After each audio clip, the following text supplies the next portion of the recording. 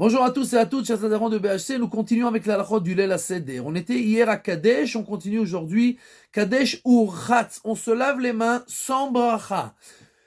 On se lave les mains puisque l'on va maintenant tremper le karpas dans l'eau amère, dans l'eau salée. Et tout ce que l'on trempe dans du liquide, il faut se laver les mains avant sans bracha.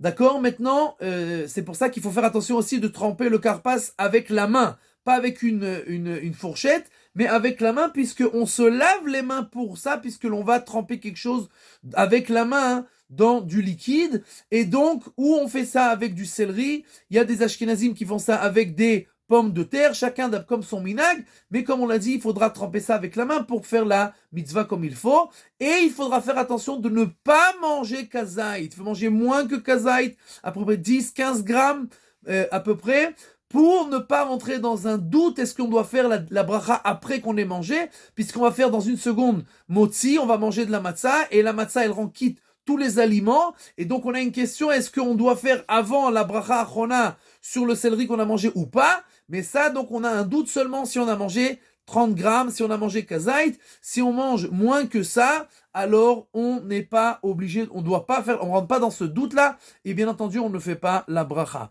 Après cela, on arrive à Yachatz, on prend la matzah du milieu, on a 3 matzot dans le plateau du Seder, on prend la matzah du milieu, on la coupe en 2. Si on peut faire une en forme de vav, de dalet, et une en forme de vav, c'est bien. Ça, c'est seulement ceux qui ont des matzot qui sont molles. Ceux qui ont des matzot durs, c'est un peu difficile. Quoi qu'il en soit, on coupe la matzah en 2, et ça, c'est le Yachatz. Alors, on arrive à la mitzvah principale de cette nuit-là, qui est Magid. Magid, c'est de dire la Haggadah. Tout le monde est obligé de dire la Haggadah. La femme, l'homme, les enfants qui sont arrivés en âge d'être éduqués. Ceux qui ne peuvent pas dire la Haggadah ou qui ne savent pas dire la Haggadah, alors ils peuvent écouter la Haggadah du Balabai, du maître de maison.